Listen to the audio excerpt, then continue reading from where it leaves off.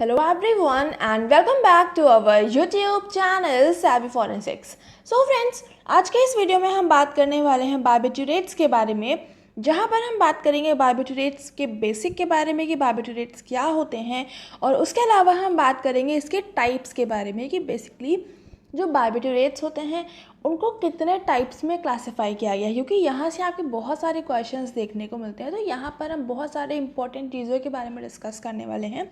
इसके अलावा इसको एग्जामिन करने के लिए कौन कौन से टेस्ट को परफॉर्म किया जाता है, क्या इसके साइन एंड सिम्टम्स होते हैं, तो वो जितनी चीज़ें हैं उसको अपने नेक्स्ट पार्ट में कवर करेंगे। ठीक है, तो यहाँ पर अगर हम बात करें बार्बिट्यूरेट्स क्या होते हैं, सो बेसिकली बार्बिट्यूरेट्स एक तरह से CNS डिप्रेसेंट की तरह से वर्क करते हैं।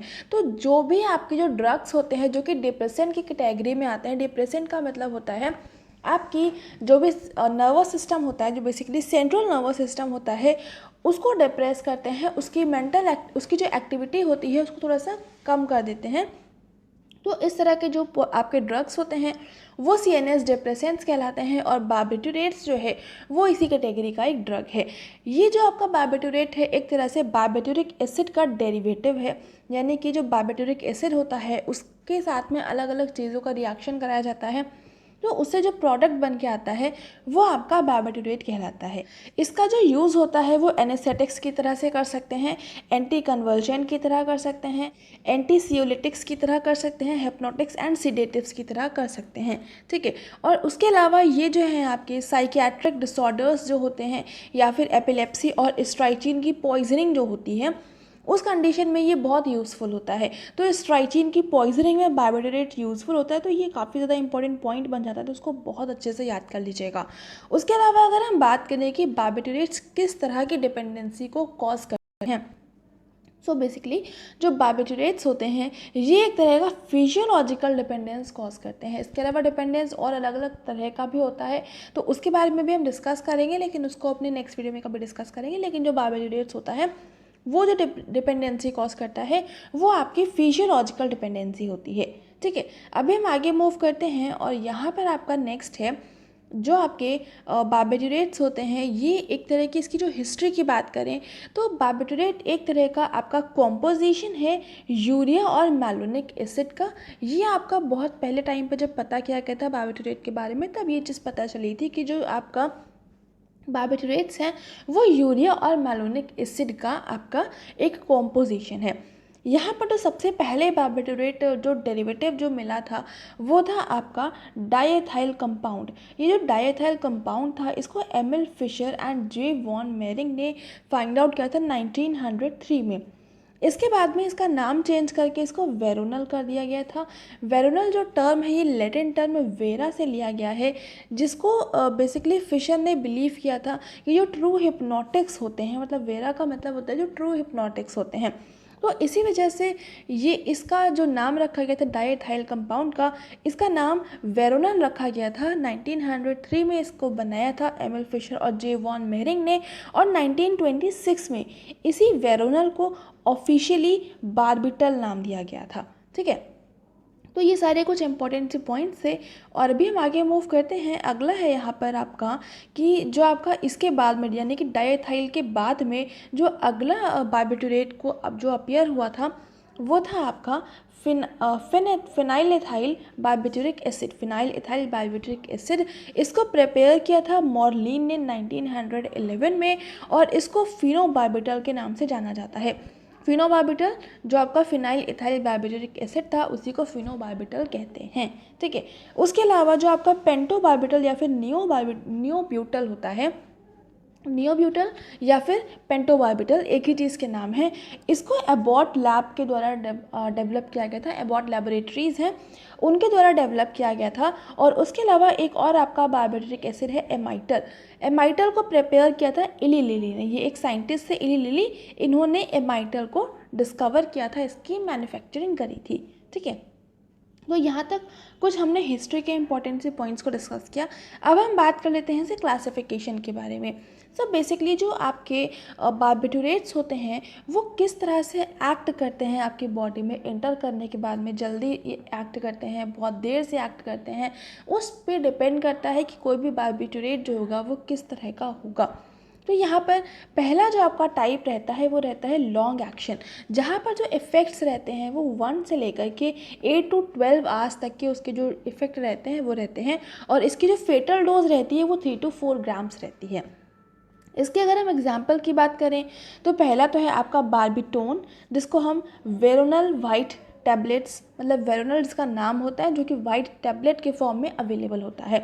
नेक्स्ट है आपका बार्बिटोन सोडियम, जो कि मेडिनल नाम से जाना जाता है, और ये भी आपकी वाइट टैबलेट्स ही होती हैं।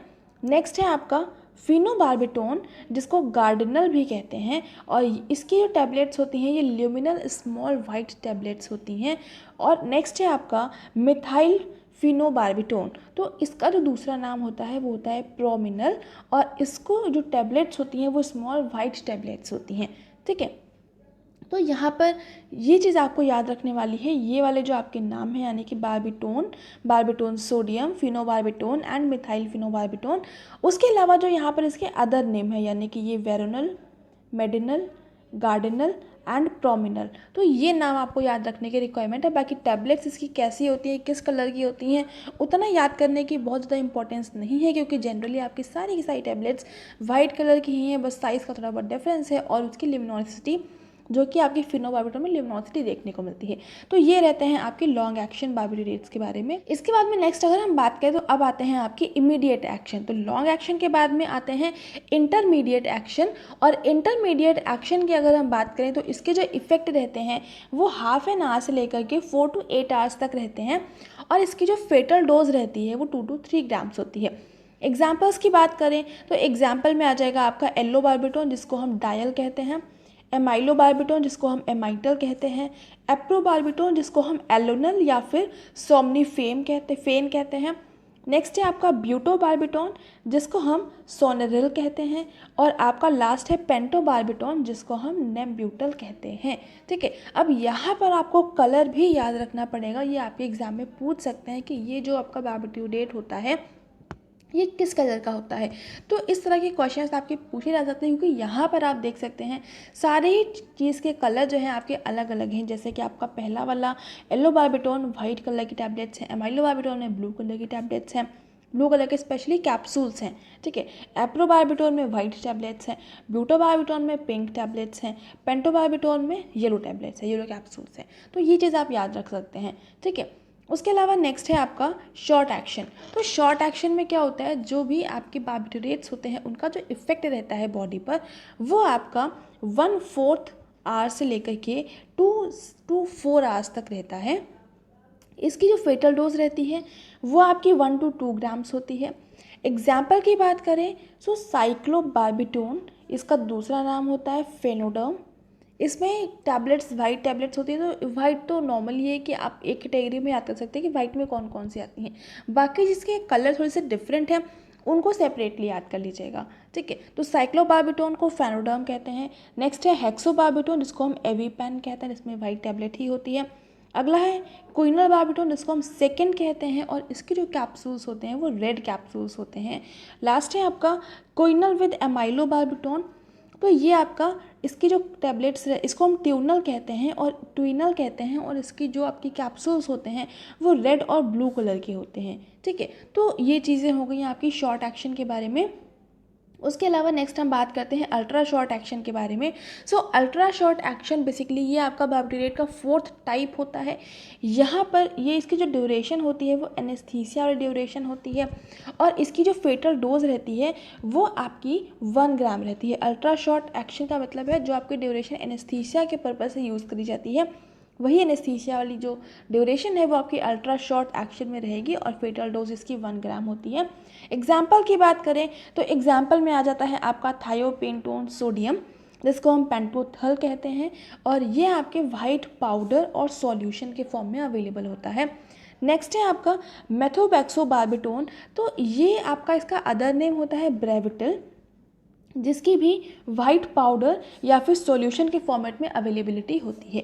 ठीक है, तो इस तरह से आपके 4 टाइप्स होते हैं बार्बिटोरेट्स के, जिसमें पहला है आपका लॉन्ग एक्टिंग, सेकंड है इंटरमीडिएट एक्टिंग, थर्ड है शॉर्ट एक्टिंग, और लास्ट है आपका अल्ट्रा शॉर्ट एक्टिंग बार्बिटोरेट्स। तो ये आपके 4 तरह का क्लासिफिकेशन है।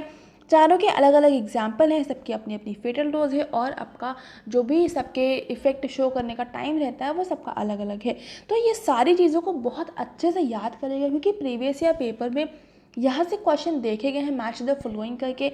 तो वहाँ पर आपको ये चीज़ें पता होनी चाहिए कौन सा पर्टिकुलर जो एग्जाम्पल है वो किस कैटेगरी के अंदर आता है। ठीक है, तो इस चीज़ को बहुत अच्छे से याद कर लीजिएगा, इनकी जो अदर नेम है उनके साथ में याद करिएगा। ठीक है, तो यहाँ पर आपका जो क्लासिफिकेशन था बार्बिटूरेट्स का वो कंप्लीट हो चुका है। यहाँ पर अभी हम बात करेंगे कुछ इंपॉर्टेंट से नोट पॉइंट की। सो नोट पॉइंट की अगर हम बात करें तो यहाँ पर पहला जो है वो ये है, greater the lipid solubility of the drug, more quickly it is on set of action, faster it's elimination and greater it's metabolism.